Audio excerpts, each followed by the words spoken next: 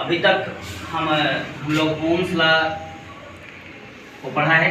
Ohm's law से एक equation आया, यानी प्रैक्टिकली हम लोग ओम्स लॉ ऑब्टेन किया, हम लोगों ने ऑब्टेन किया, जिससे एक इक्वेशन क्या आया, V equal to I R, where जहाँ पर V का मतलब क्या है, पोटेंशियल डिफरेंस से, I का मतलब क्या है, इलेक्ट्रिक करंट से, और R रेजिस्टेंस, जो कि एक कांस्टेंट है, किसी पर्टिकुलर कंडक्टर के लिए कांस्टेंट होता है।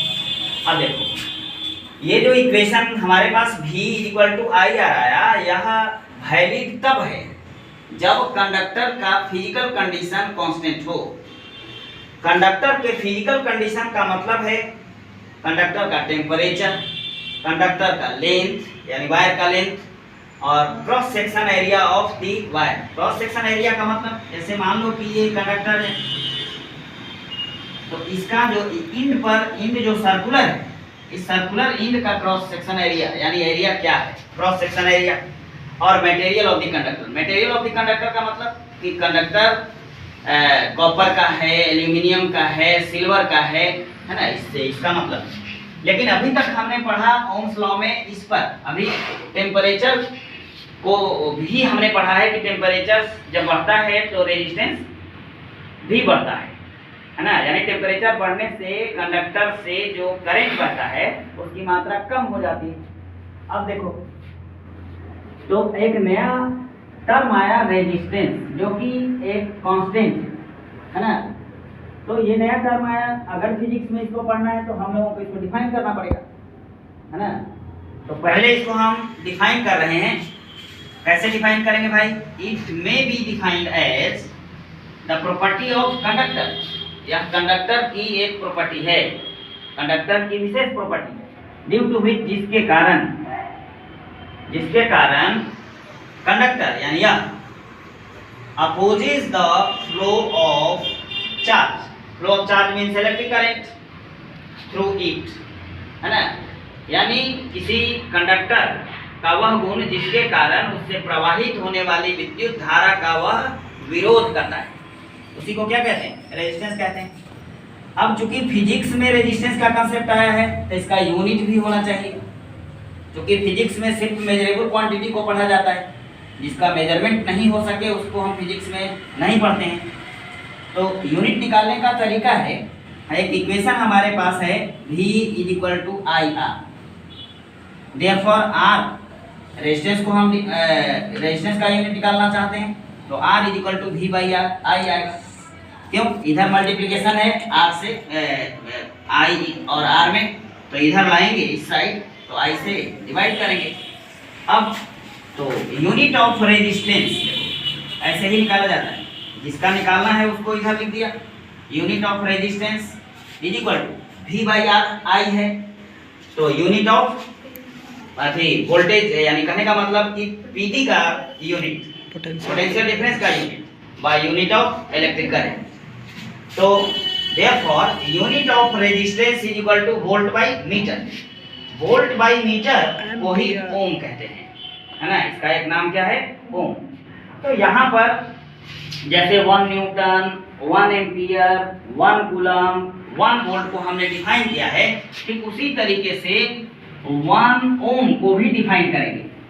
इसको डिफाइन करने का तरीका भी हमने आपको बताया। What is 1 ohm? What is 1 ohm? इस तरीके से कैसे हम डिफाइन करेंगे पीछे भी बताया हमने। एक क्वेश्चन है यहाँ पर आ रहा है, what is 1 ohm? What is 1 ohm, है ना। 1 ओम का डिफिनीशन कैसे देंगे? Since R is equal to V by I, equation हमने यहाँ पर डिराइव किया है, तो इसका होता है ओम यूनिट, और ये V बाई आई सबको यूनिट कर दो। Therefore 1 ohm is equal to, ये सिंबल है ओम का, is equal to 1 volt by 1 ampere. 1 ampere ये मैथमेटिकल डिफिनीशन हो गया। इसी को अब हम भाषा में लिख सकते हैं। जैसे यह एक कंडक्टर, मान लो यह कंडक्टर है, इसके इंड के क्रॉस 1 वोल्ट का पोटेंशियल डिफरेंस दिया।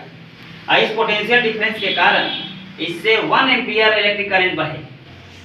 1 एम्पियर अगर एम्पियर मीटर का रीडिंग बता रहा है तो कहेंगे कि इसका रेजिस्टेंस कितना है, 1 ओम, है ना।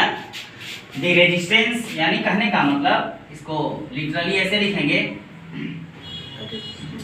when 1 ampere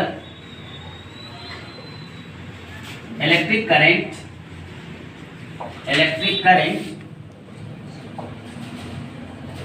flows through a conductor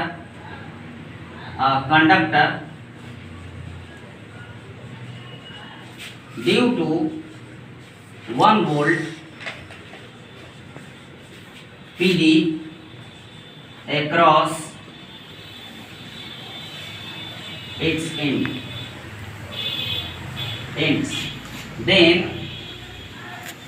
the resistance of conductor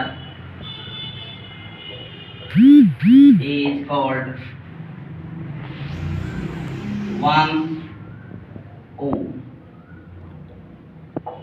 यानी when 1 ampere electric current flows through a conductor due to 1 volt potential difference across its end, then the resistance of particular conductor, इस conductor के विषय में बात कर रहे हैं, resistance of conductor is called 1 ohm. This is 1 ohm. Definition of 1 ohm. अब इसमें क्या factors affecting resistance.